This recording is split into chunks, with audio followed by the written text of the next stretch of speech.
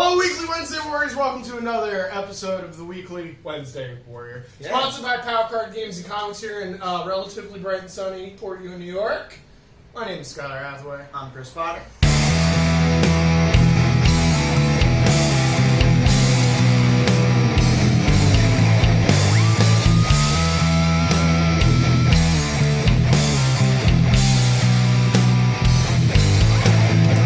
Moving along, we got Daredevil, issue 14, the last. Me and Chris got the same cover. We're both Chip fans. Chip Zdarsky. Can't turn him down. We got enough Chichetto. That's Honestly, he's not the greatest artist, but as an advertiser, he's for very like creative. for graphic imagery, this is such a good cover. Good cover. And like an homage to the promotional image for Daredevil, which was always good and too. I've seen I like his Howard Duck covers too.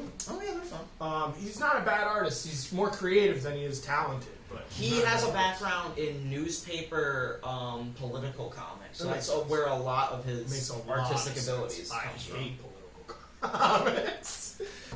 So we begin the end. We start with Foggy and Cole. They're now working in a law practice together. Yeah.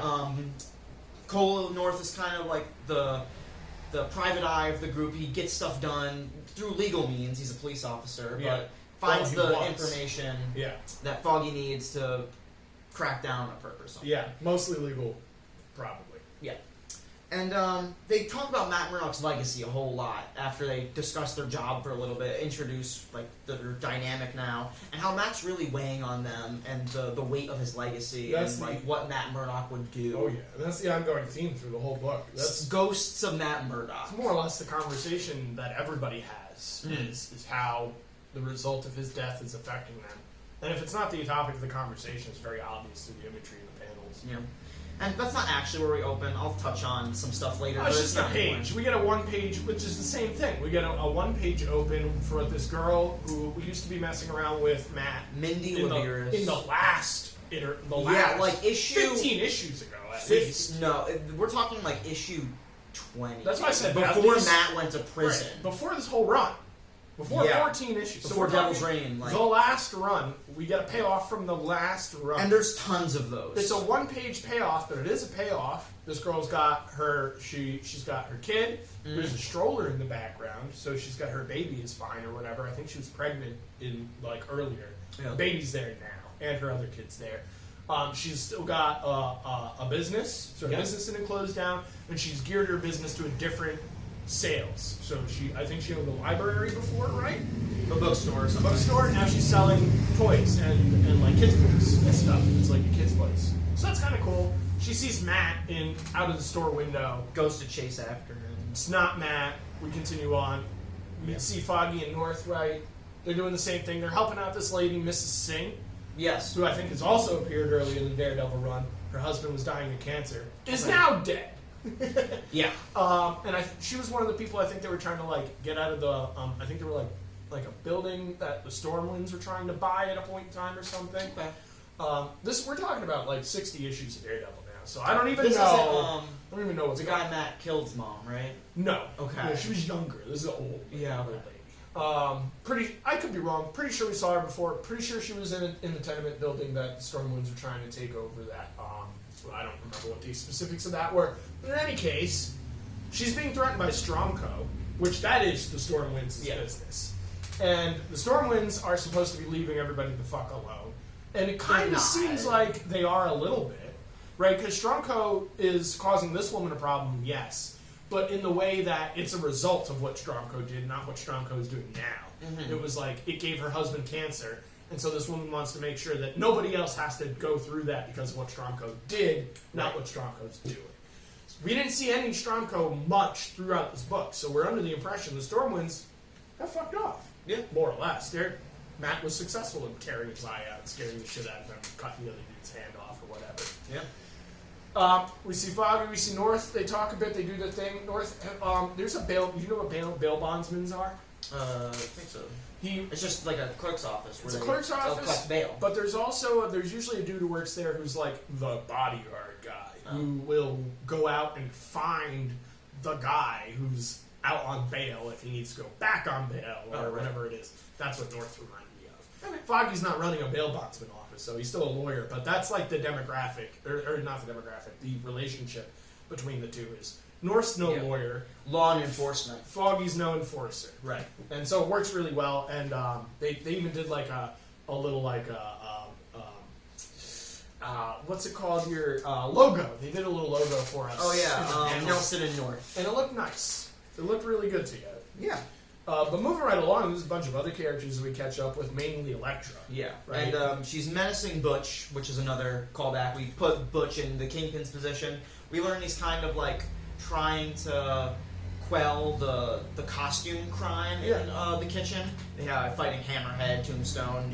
Even before she shows up, he dumps like this collection of this gun stash, or maybe sells them. Elektra kind of is intimidating him. Is like, you sold them, you're making money. So even before that, Elektra busts the thing that Chris is talking about. Yeah. There's two guys, they're driving a truck, a van, full of theoretical ammunitions. There's nothing in it, we find out. But what's important about that, is Alice is more the to me, one. two things. That too. Alice, who came from the miniseries that Chip wrote, Women Without Fear, she's the woman in the chair for Elektra.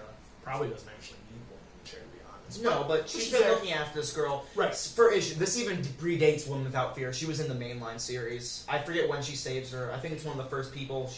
I think she saves her from the Venom invasion in the King in Black event. Oh, maybe it was. And her mom dies. The King in Black. I could have sworn it was not in the main issues, but it was in like a tie-in issue. I think it was King in Black. So she's been around for a while, but it's been issues like.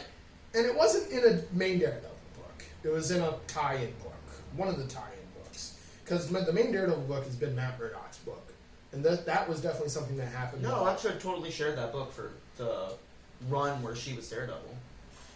I'm going to strongly disagree with you on that. Right. And mostly just because I think what you're talking about is maybe while he was in jail. Yeah. I don't think he was in jail for more than like 5 issues. He was in jail from 25 to 36. He gets out right before Devil's Reign. I think 36 is him being out in Kingpin plotting. You're probably right, because my memory's pretty piss poor. Alright, well, whatever. Apparently, I need to go reread the entirety of this run, because it's been going on for too long, I don't know what's going on. Yeah, 4 years. So that was not even my point, the Cindy person. There's no way it's been happening for 4 years. It started in 2019. January 2019. It doesn't even make any sense. Oh, well, it hasn't been a full 4 years then. This is 2023 now. So all of 19, all of 2020, all of 2021, all of 2022. I guess it's more than 4 years. Oh, man, I feel like I've just been offended somehow, and I don't know how. I do too. I feel like I've been reading this book like my whole life to some extent. My own memory doesn't even. Alright, well, anyway, what I was trying to say, she's taking down this van, and she's really pouring it on this Daredevil. She's finally embraced the role, like, really embraced Yeah, she talks about how she's never had to make anyone fear, because they... Before she even says that, the first line that comes out of this woman's mouth, she shows up to menace these guys, not kill them, to menace these guys, and she says, what use are more men against the devil? Yeah. So that was pretty good. And then she menaces them and scares them, breaks one of their hands, takes down the van. There's no munition. She shows up on Wilson's kid's door. What was his name? Dutch? Butch. Blake? Butch. And breaks a bunch of his shit. Well, she's... I don't know if she's trying to menace the guy. I think that she's just trying to embrace being Daredevil. I think she feels like she owes this man a visit. Even though he hasn't done anything wrong, actually. In fact, he tries to tell her he's exceptionally not doing anything wrong. Yeah. And if we've been reading, it doesn't seem like he's that bad of a guy either. No. Comparatively. He's only using the Fisk name because of the clout it carries in the criminal respect underworld. for respect purposes. Yeah. So, Elektra goes and like ruins his paintings and crashes one of his faces and tries to be a church with peeps. Yeah. We also saw Foggy hang out with Mr. Fantastic, which is a payoff I don't really understand why it was there. Did we see Mr. Fantastic in 60 issues of this book? There's an issue where it begins with Matt playing chess with Mr. Fantastic, and they have a whole conversation about God, and it really highlights like Matt's thought process at the time, really moves him back into being Daredevil. When was that? Issue 10. This is during when Matt isn't Daredevil. Way before I even started reading the thing, I think, because I jumped on this late anyway. Yeah. That's probably why I don't think it's been going on for 4 years, because I think I jumped on around 3 years in 12, a year in or so. Oh, wow, man. This book has been going on forever. Okay, cool. So we got that going on, and... He gives Reed the chess set is the point of their meeting. It's like what Matt bequeathed to him. Yeah, Because of how much it meant to Reed. Foggy's trying to find some mind. solace, and Reed Richards, the man of science, kind of tries to give it to him and says that if there's anybody that's worth bringing back, superhero-wise, it's Matt Murdock. He doesn't believe in a god, but he believes in, like, there has to be something scientifically possible that is the reason why their friends keep coming back. It's a weird coincidence, that's for sure. I thought it was interesting that it seems like Matt Murdock, dead, is looking down upon all of these people in some form, which is very religious and very up his alley. No, the best imagery of that is when Elektra's slashing all Butch's paintings. There's a, like, Christ on the cross version of Matt Murdock looking down at her, judging her. And that's what everyone feels. They're being judged by Matt. And then 2 panels later, it's back to looking like regular Jesus Christ on the cross, the sculpt of Jesus and stuff. But the book starts to take a really weird turn towards the end, I would say. Elektra, she's done with Butch, sees this guy going into a church, looks just like Matt Murdock. I don't even think at first she thinks it is Matt Murdock, but she wants to go into the church, sort of commemorate Matt's life, grieve for a little bit. Yeah. And she finds out it's a guy who might as well be Matt Murdock if he isn't Matt Murdock. So strange. It's so strange. It is. Some blind, red-haired priest, Manhattan-living priest dude in a Catholic church. And who immediately mentions the one thing Matt always says when he sees Elektra, she smells like Jackson. At least in this run. Yeah. And, super strange, man. And they have a conversation, and they keep talking about how they feel like they've met each other. Yeah. And then Elektra just, like, leaves. More or less. And then the dude... She finds out Matt's happy, somewhat. He said he's content. He's moving churches. Well, he's happy doing what he's doing. Confused. This is not Matt Murdock. Matt Murdock is dead. Maybe. To the audience, to the reader, to us. Matt is dead. Matt Murdock is dead. This is not Matt Murdock. This guy who reminds her of Matt Murdock. But they keep saying they've met before. And at the end of the issue, he starts freaking out because he hears... I get more confused at the end of the issue. Yeah. It's 9 panels, I think, at the end of the issue, and then it ends on a DD in the 9th panel. And it's like these 2 dudes are robbing some dude. Well, even before that, Elektra leaves this guy. Content. Like, no problem. Like, doesn't elaborate on this guy not only looks and acts and feels and smells like Matt Murdock, right? Just leaves. Fine with that. And then we cut to this dude now. Yep. We've left everybody else. We've gotten all our payoffs from the series. We've talked to everybody else. Now we're just following this priest guy. Yep. Okay? And he's drawn a little bit different than Matt, I will admit, too. Matt looks older. Matt looks tired and stuff. This kid looks new and fresh and young and not very strong. Thin. Yeah. And so the dude's talking to another priest who walks into the church. Is like, hey, I wanted to thank you for being here. You've been doing a great job. You're handing the kids candy. Candy's handing out devil O's. Yep. What are they doing to us? And so this young priest, red-headed, blind priest man was like, oh, thanks, I gotta leave soon, go back to my other church, but it's been a great time. I feel like I've really done something here.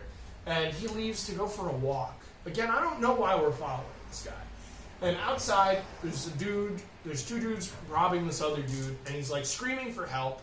We have a whole panel, it's not wasted, but utilized on letters. Just big letters, like all the help. Big red letters. And then the next panel is the young priest man gets startled. He drops all his stuff, because you're blind, all of your other senses are going to be turned up a little bit more, right? Yeah. So if somebody's yelling and causing something that you can't see, and it's startling and scary, and you're a man of faith, it's not a surprise that you're going to be shocked. You drop your shit. Then he goes to look down at his stuff. Don't know why. Yeah. To pick it up. I guess he has to angle his head down. You're blind. You got to pick your stuff up anyway. But he sees his stuff in the same kind of like the radar sense. The panel vision that we get out of most Daredevil sight. Yeah. But then it goes back to normal. Seemingly a moment later, like a panel or 2 later, he picks up his stuff and he heads into an alley. Mm-hmm. Black alley. He's carrying the red stick, and then the bookings. Yeah. Now, if that's Daredevil, if that's Matt Murdock, there's no way that, and even if it's not, if that's a priest, there's no way that they're just going to let that person get robbed by those people. No. If that's a priest, that priest is going to go get involved. So if that's a priest and he's going to go get involved, why is he walking into a dark alley? I guess they're there. I don't know. They're not. The answer is Chip's doing something. Yeah, and the None line, of us know what it is. the line that like follows that is a quote from a lecture earlier in the book. She's talking to Butch, and she says, "I'm freeing you from history, Butch." She's breaking all his shit. You can be a new person. You can break, and that's what they say as Matt walks away. As this young priest man walks away. Yeah. I'm actually very confident this isn't Matt, and this is some weird Born Again kind of thing. Yeah. In the same format that we had that one annual that just like gave us Matt Murdock's brother. I think this might be a. Do you remember? Did he come back? I keep thinking. Matt Murdock's brother. Yeah, I feel like he came back to life. No, I think he actually got killed. Okay. I don't remember by who or why. Kingpin. Kingpin thinks he's Matt Murdock. He remembers him. Right. Breaks his neck. Kills. Yeah. No, he's dead. Yeah. But anyway, it's just been bothering me. But I guess I have to go back and run a lot myself. of stuff, dude. There's a lot And of again, stuff. this is 60 issues worth of build-off and payoff. And can I say, too, that fucking, excuse my language, Matt Murdock Daredevil storylines are often very similar, too. So Yeah. we're confusing a bunch of stuff because a lot of this just blends right together with everything else. Which brings me to one of the notes that I've met. Cheto has been borrowing from some of the greatest Daredevil artists that have come before him this whole run. And if it doesn't speak truly to that in this, like, there are parts where, like, you see a foot and it looks like John Romita Jr. You see a shadow and it looks like Lee Weeks. Yeah. You see a pose and it looks like George Fournier, or it looks like Mazzucchelli? Yeah, Mazzucchelli. You know, all these guys. But then at the same time, you look at like him, like Foggy and Reed. His face is look nothing like any other artist. Yeah, Foggy and Reed talking to each other. That's totally him. Elektra's hair. That's totally him. Mm-hmm. A lot of these like buildings and stuff, even like the architecture. Yeah, and it's stuff. very Cicetto. Very Cicetto, probably even Italian architecture. He's using reference Oh, from yeah. where he lives and stuff. It's very gothic. Which would fit for like church Even and Batman is based in a lot of gothic, which is Fits. very It's Italian architecture. Giant city. You could totally do that kind of stuff. So Cicetto is again one of the more is probably one of the most capable Marvel artists. I'm gonna go as far to say Cicetto is in the pantheon of Daredevil artists. I think he's left his mark on these He's characters. only been drawing it for 60 issues. I mean, how long did Miller really do it? I think Miller A lot is less. and Miller is the Daredevil artist. I feel like there are things you bring to a title that are going to be around forever. I feel like no one's going to draw Elektra the same way again. Yeah. Elektra's probably not going to be Elektra again. You look at Laura Kinney, she's been back to X-23 twice, and each time people get mad 'cause it seems like a demotion. Yeah. You can't undo these changes Yeah. once they're popular. Sam Wilson is a great example. They keep trying to make him Falcon again. He's never going to be Falcon again. No. And even doesn't work. Chip Cole North, I can imagine he's going to be around at least a couple issues. You know, we put him with Foggy. I feel like he's not going anywhere. I feel like Chip and Cicetto have both left their mark on the series in an irreparable way. Yeah, that's for sure. Stuff's been really good. I like that this thing happened 6 months after the last issue too. Gave all these characters time to Yeah, we needed that. time to create themselves, time to like Build themselves back up Just after this- one of the most bonkers events in their whole life. Yeah. Foggy was literally in hell. Yeah, well, not somehow.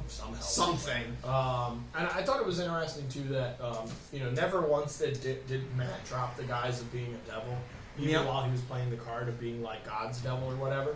So even still, you could say that he's, and especially since they've used this title for him before, he's like the guardian devil looking down on his machinations. Telling everybody to be better from afar simply by the sacrifices that he's made in the 60 issues we've been reading.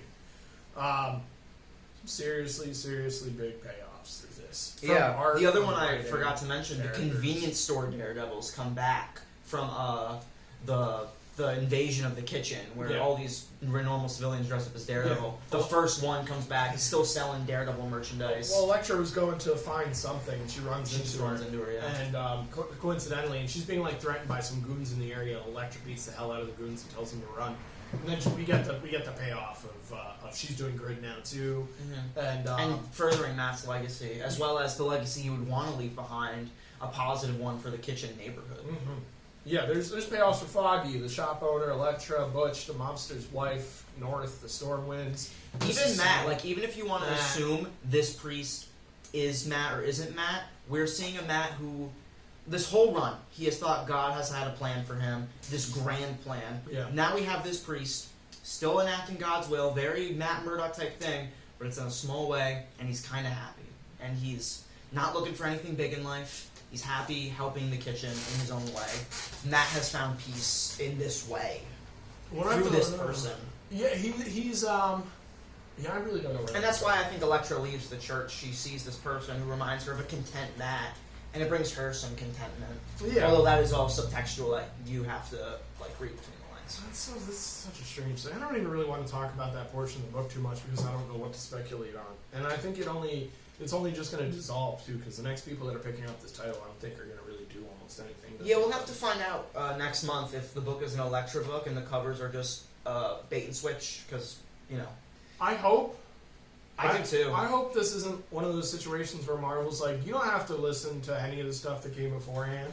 And honestly, Daredevil's one of those books where they really do continue run after run the things the last writer left behind. Yeah. Even Charles Soule, Yeah. the whole first arc of Daredevil with Chip Zdarsky was Yeah. dealing with the ramifications of what Soule and McKay did to that character. And Chip, although it took him forever, he brought Blind Spot into the fold of things. Yeah. That's a big Charles Soule mark right there. And hopefully Blind Spot comes back now that he's no longer busy. I really, really, really wish that was one of the payoffs we got at the end of this issue. But Just seeing if that he's doing better. That's maybe all. a hero again. We got 3 issues ago was all our blind spot payoff we got, Yeah. and I guess all we needed to. So, series is over. Hopefully, we get a good Daredevil book that comes after this. I feel sorry for whoever has to pick this book up after this. It's Saladin Ahmed, who's solid, but I don't know. Saladin Ahmed, yeah, he's not. No, he's not. I've read his Miles run was really good, but it wasn't. It's Joshua Williamson stuff. Mm-hmm. It's I write good comics for people who like good comics, but I'm not gonna do a Daredevil depth run like this. Yeah, one thing we talk about on this show a lot is why you should read a comic. And now that it's over, I think we should talk about why we read this comic. And it's kind of because it's the perfect Daredevil comic. Throughout all these arcs, he has told every Daredevil story in some way. And building up to this definitive conclusion, like, it's almost a run that stretched out his life story premise. I feel like a Daredevil life story would read very similar to this. Yeah. We got a rebirth origin at the start of it. Yeah. We got this prison arc, which was a thing Matt's done a couple times. Yeah. Ed Brubaker did a prison story with Matt Murdock. Cool. And then we got this big hand stuff, which is very Frank Miller. Yeah. And we ended it on this, religious, happy note for Murdock, where he's finally found peace in a very Catholic way. And we ended on this very religious note of a Catholic, a sinner, finding resolution in death and peace in, Catholicism, repenting in this way. So, we're drawing on all these Daredevil sources, writing this character perfectly, reinventing a good portion of this cast, introducing a couple interesting characters to the cast. Mm-hmm. I feel like I've just finished reading one of the Daredevil runs people are going to be recommending to people for decades. Probably it'll be like Miller, Bendis, Zdarsky, I could even say, would go. Maybe Wade? Yeah. I don't know. Yeah, Soul. Soul. I don't know. Soul's run's very contentious. Yeah, but it was there for a while. Okay. So you got There's fans. You got to give credit where credit's due, right? Blind Spot. I will forever say Blind Spot's one of my favorite Daredevil characters. But you're so right. I've told you this before. This would be what I would compare to the New 52 Batman run. Which is like a perfect which is a run of the character. Yeah, which is a run of Batman where if you want to understand who Batman is, go read that run on Batman. You'll get it. Right. You'll get it. And now you'll get great single stories too, There's some real good stuff in there. And some amazing payoff by the time the series ends. Oh my god, yeah. I think the only, sort of dud was the Punisher relationship, and that's an ongoing one. You can't end that. And there is a lot of stuff in this run that I thought it was ridiculous while we were doing it, but now that we've come full circle, I realize that a lot of the stuff that Chip was doing not to infuriate the reader, but it infuriates the reader naturally because of who the characters you're dealing with are. Oh yeah. Daredevil and Matt Murdock are one of the most aggravating characters to probably write and read about because the man is the antithesis to his own theories. Right. So, which in a way makes an easy story to write if you're writing the book and stuff. But makes he's not idyllic. You can put your flaws on Matt Murdock, and they won't. It won't tarnish the character. But if you pour it on too much, you're gonna dissuade your audience from reading the book. And to some extent, he did, but just the way he ends things, you don't really mind because he died. He had to find resolution in death, as villains too. Like Darth Vader found resolution in death. And both Chichetto and Zdarsky are managing to keep us interested in Daredevil's life, even though he's doing the same things over and over and over again. The end of this book, the last issue, is the most different thing that Matt has done. And it's because Matt is no longer around. It's his legacy is regularly and greatly impacting the people around him. Yeah. Yeah, man, I'm going to seriously miss reading this comic. Miss it like an old friend, I'd even say. I kind of can't picture reading comics out of this book because this was one of the first books I picked up from this very shop. Yeah. I started reading monthly. It's this and Grant Morrison's Green Lantern. Yeah, yeah. So it's been around the whole time I've read comics, and I've never wanted to drop it. What the hell? This is why you pull your phone out for notes. Anyway, Weekly Wednesday Warriors. Yeah, man, it's hard to say goodbye, even though the last issue was perfect. And I would say that this last issue is what I meant to say. The issue before this, by the way, was really, really heavy stuff. Yeah. Really, really heavy Matt, sacrificing his life, these crazy climactic devil versus devil pages. Wild stuff. And Chichetto. These naked people are trying to, make it through The hell damned. while this whole, Titans fight is happening. It's like a Renaissance painting, almost. It's ridiculous. The thought of, the monster, the weird Akira-looking monster.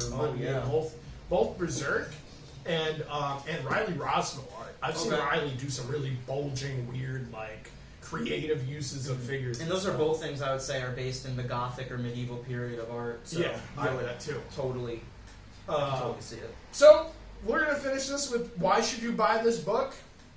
You should buy the whole damn run. It's a perfect Daredevil comic. Go back and read it from issue 1. You won't be mad. You'll be mad in parts, but that's the purpose of the comic in a way. So, yeah. And I do want to briefly talk about Chip's final thoughts because never really have a letters page at the end of this book, but we do have one so Chip and Marco can sign off. And Chip's has a couple of interesting things. He pitched the run and would, if it was ever collected as a whole, would call it Through Heaven to Hell. That's his thesis of this book and what it's all about. The journey he takes Matt Murdock on. And the main thing he talks about is being excited to be a reader again, and mentioning how much of a pleasure it has been to write this book for 4 years, but of how much of pain it has been to him because it's one of the most consistent books he finds, and one he always finds some enjoyment reading, and sort of missed being able to be a reader, and how that joy has been reignited through him reading this book, him starting to read the Ahmed stuff, kind of just pitching the Ahmed stuff, but also talking about the legacy of this character, how enduring it is, how honestly high quality it is. There's not many characters other than Batman where people will mention runs that you need to read if you want to enjoy this character. I don't even think Spider-Man has that many. It's like JMS, maybe Stan and Ditko. But they are there. Right. But Daredevil, everyone will have a favorite, everyone will have one they're going to give you, and they're going to mention a ton of them. Yeah.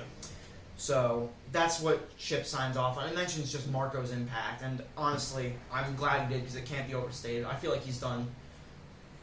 He's the Todd McFarlane almost to Daredevil now. My last note would be the terrifically utilized panel space. I don't think this man, also similar to Simon Kuguransky, doesn't waste a line. No. There's a purpose for everything he puts down on that piece of paper. Up to and including the wacky wild wind that blows through Elektra's hair, even while there is no wind. How she fits all that in a Daredevil mask is a trope I will never have an answer to. Yeah, I didn't even read the letters page. I'm going to do that as soon as we wrap up, probably. Though. Yeah. You got anything else here, Chris? I think I'm done, unfortunately. I almost don't want to stop talking about this book in a way. Let's talk about Matt Wilson's colors for a second. They're great. Honestly, this book has always been good. Yeah. It's ridiculous how high quality this book has been. It always stood out on the shelf from Marco's covers, even those painterly Toscano, the Julian guy. Yeah. Those were sticking out on the wall. Yeah. It was just always the best comic I was reading every time it came out. Even the event tie-ins were good, capable and stuff. Even though like fill-in artists did a good job. Jorge Fornes, who's now a big Tom King Batman guy, kind of got a start on this book. He was definitely doing it early in that King run before he had done like Cold Days and stuff. I would go as far as to say he might have been doing them simultaneously. That's probably true. Because that King run all started almost as soon as I opened the shop. Right, it was a long time coming. And they were weekly books. Or bi-weekly for a while. So, anyway, Weekly Wednesday Warriors. That about does it, I think. Yeah, much like this book, we have to end eventually. Thanks for watching. We'll catch you next week. Stay tuned. There should be a August 2003 posting of the Weekly Shonen Jump popping up sometime in the next week or two. Stay watching, subscribe, like, and do all that good stuff. Thanks for being here. Have a good one.